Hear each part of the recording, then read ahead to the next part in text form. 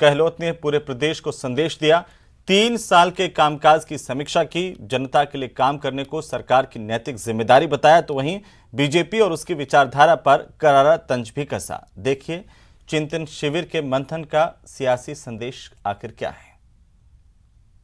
चिंतन शिविर का सियासी संदेश। बजट सत्र के लिए तैयार कांग्रेस।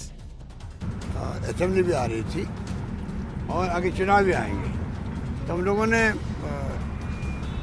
बहुत अच्छे ढंग से माहौल में अच्छी बातें हुई है। सबने खुल के बात करी, हमने अपनी खुल के बात कही है और मैं समझता हूँ कि चिंतन शिविर तो होते रहने चाहिए। बजट सत्र के लिए सत्ता पक्ष और विपक्ष दोनों ही पूरी तरह से तैयार हैं। बीजेपी रीट लीक्स मुद्दे को लेकर सड़क पर प्रदर्शन कर रही है, तो कांग्रेस ने बजट सत्र से ठीक पहले अपने और सहयोगी विधायकों के साथ विपक्ष के हमले से निपटने की रणनीति तैयार की।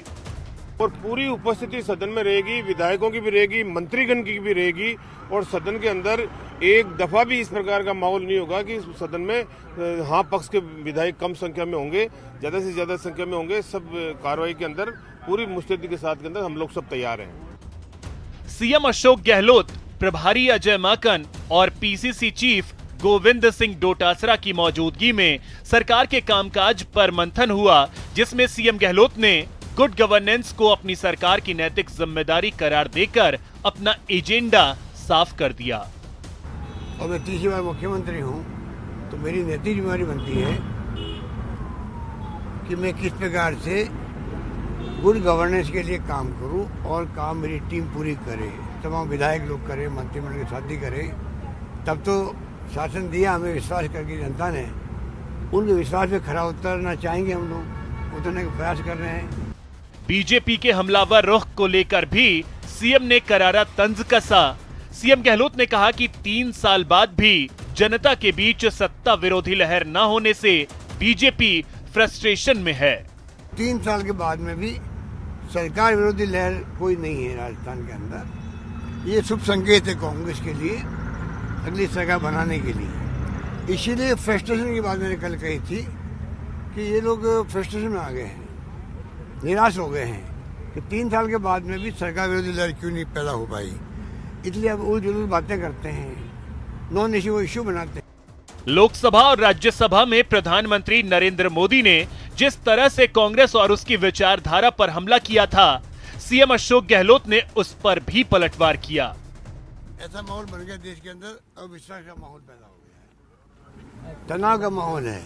ये आरोप हमारे हैं एनडीए गवर्नमेंट पर और बीजेपी पर, आरएसएस पर। और मोदी जी उल्टा ये कह रहे हैं कि हम लोग भड़का रहे हैं।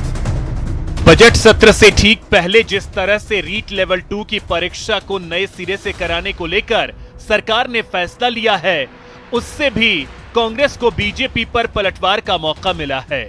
मांग थी नौजवानों की, बेरोजगारों की, युवाओं की कि रीट में जो भर्ती हो रही है इसमें संख्या बढ़े। हमने संख्या भी बढ़ाई।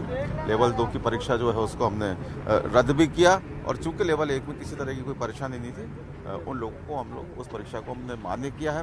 कुल मिलाकर एक बहुत अच्छा निर्णय हुआ है और पूरा राजस्थान इसकी प्रशंसा कर रहा है। कहना गलत नहीं होगा कि बजट सत्र से ठीक पहले भले ही बीजेपी का रुख हमलावर है, लेकिन चिंतन शिविर में कांग्रेस ने जिस तरह से अपने विधायकों को विपक्ष के हमले के लिए तैयार रहने की रणनीति बनाई है, उससे साफ है कि कांग्रेस अब विपक्ष के हमले से निपटने के लिए पूरी तरह तैयार है।